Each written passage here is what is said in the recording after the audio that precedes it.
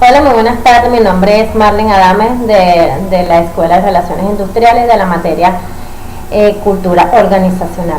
En esta ocasión les voy a hablar acerca de lo que es la cultura organizacional y el comportamiento organizacional, que pertenece al primer y al segundo tema de esta asignatura. El estudio de la cultura organizacional es un fenómeno relativamente nuevo a nivel mundial.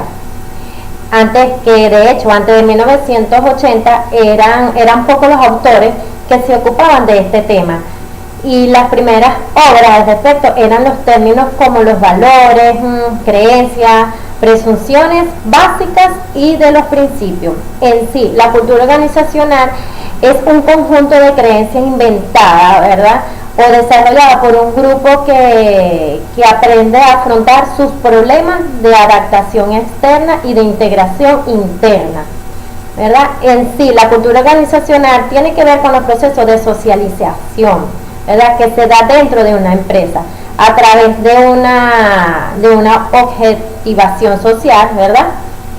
Y en sí, no existe una organización sin una cultura inherente, ¿verdad?, que la identifique y la oriente su manera de hacer las cosas.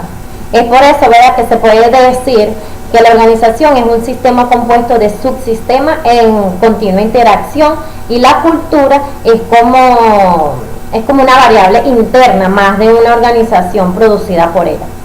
La cultura organizacional, ¿verdad?, está formada por tres componentes informales, que son los artefactos, ¿verdad?, que son los mitos, que son los héroes, ¿verdad?, los ritos, los símbolos, entre otros, que han pasado a ser base del comportamiento de las personas dentro de una organización. El otro punto son los valores también, otro de los componentes, que son los principios sociales, filosóficos, ¿verdad?, objetivos y estándares que se consideran deseables por los miembros de la organización, es decir, son ideas de cómo se deben hacer las cosas y sobre cómo deben actuar en una organización. Otra es la premisa, que es elemento inconsciente de la organización e incluye arraigadas creencias, ¿verdad?, percepciones, pensamientos y sentimientos de una organización. En sí es el corazón de toda una cultura organizacional. Finalmente, la cultura organizacional, ¿verdad?, es un importante factor que contribuye a la ejecución exitosa de la estrategia. Es esencial, ¿verdad?, que exista un estrecho ajuste entre la cultura y la estrategia para así dirigir con una máxima eficiencia, ¿verdad?, todos los recursos humanos de una compañía. Ahora bien, seguidamente tenemos lo que es el comportamiento organizacional. En sí, él se encarga, ¿verdad?, del estudio y la aplicación de conocimientos relativos, ¿verdad?, a la forma en que las personas o grupos, ¿verdad?, actúan dentro de las organizaciones.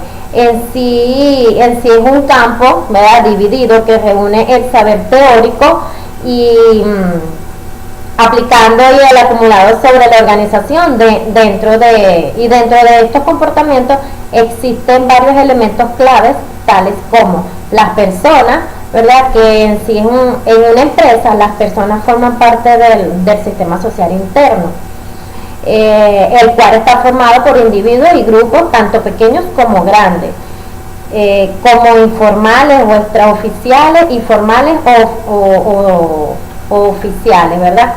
Se debe recordar que las empresas y las organizaciones existen para servir a las personas, en vez que las personas existan para servir a una organización. Otro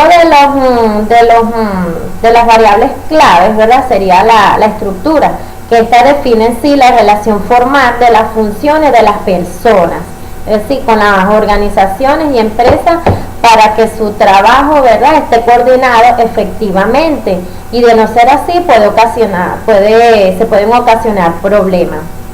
Otro elemento es la tecnología, ¿verdad?, que la tecnología en sí aporta los recursos con que trabajan las personas e influye en las tareas, ¿verdad?, para que ellas realicen también, y de hecho también se afecta de manera significativa, ¿verdad?, las relaciones laborables, ¿verdad? Ya que todo depende del trabajo que se tenga. Otro elemento es el entorno con que el trabajador se desenvuelve, ¿verdad? Ya que toda empresa funciona en el contexto de un ambiente interno y externo, ¿verdad? Ya que ninguna empresa está aislada, ¿verdad? Y es parte de un sistema más grande, tales como el gobierno, ¿verdad? Las familias y otras empresas. O sea, siempre están al lado de algo. De hecho, esto afecta las actitudes de las personas, ¿verdad? Por los recursos y el poder. En sí, el comportamiento organizacional, ¿verdad?, posee unos objetivos claves para seguir, los cuales son describir, predecir, controlar. Cuando hablamos de describir, es decir, sistemáticamente el comportamiento de la persona ante diversas situaciones. Y cuando hablamos de predecir, es decir, ver qué es lo que va a suceder en el futuro con el comportamiento de los empleados. Es decir, los empresarios adquieren la capacidad de producir cuáles empleados, ¿verdad?, son productivos, están calificados y dedicados a su labor. Cuando hablamos de controlar, ¿verdad?, es cuando se controlan las actividades de los individuos dentro de los trabajos para así desarrollar los objetivos trazados y lograr una meta, ¿verdad? Otro elemento es el clima laboral, ¿verdad?, que esto se refiere a las características, ¿verdad?, del medio ambiente de trabajo, ¿verdad?, y que influye en su conducta. En sí es el nexo que regula los factores del sistema organizacional, ¿verdad? Y el comportamiento individual dentro de los factores están lo que es la igualdad, la implicación y el reconocimiento. Cuando hablamos de igualdad es que todo trabajador debe ser tratado de la misma manera. Y el reconocimiento, que es que debe ser reconocido, ¿verdad?, no simplemente por la parte monetaria, sino afectivamente. Otro elemento es la organización, ¿verdad?, que ahí es donde son las funciones y responsabilidades, tales como el liderazgo. Ahí se adquiere el liderazgo, las relaciones y las remuneraciones. Otro elemento es la relación de trabajo que debe existir en toda organización, ¿verdad? En sí es el proceso en que el comportamiento de un trabajador, ¿verdad?, es decir, en su dominio, cuando hablamos de su dominio, en su casa, su hogar, ¿verdad?, es influido, ¿verdad?, por determinadas ideas y situaciones. Dentro de los modelos de comportamiento organizacional tenemos lo que son el colegial, el autocrático, el custodia y el apoyo. Cuando hablamos del colegial es cuando el empleado, ¿verdad?, tiene la sensación de compañerismo, ¿verdad?, es decir, de sentirse útil y necesario. Cuando hablamos del autocrático es que ahí es donde son personas, ¿verdad?, con autoridad, controles rígidas, régimen autocrático oficial, y son formales, son como más rectos. Cuando hablamos de custodia son aquellas personas, ¿verdad?, o que más que todo son los programas de bienestar social, ¿verdad?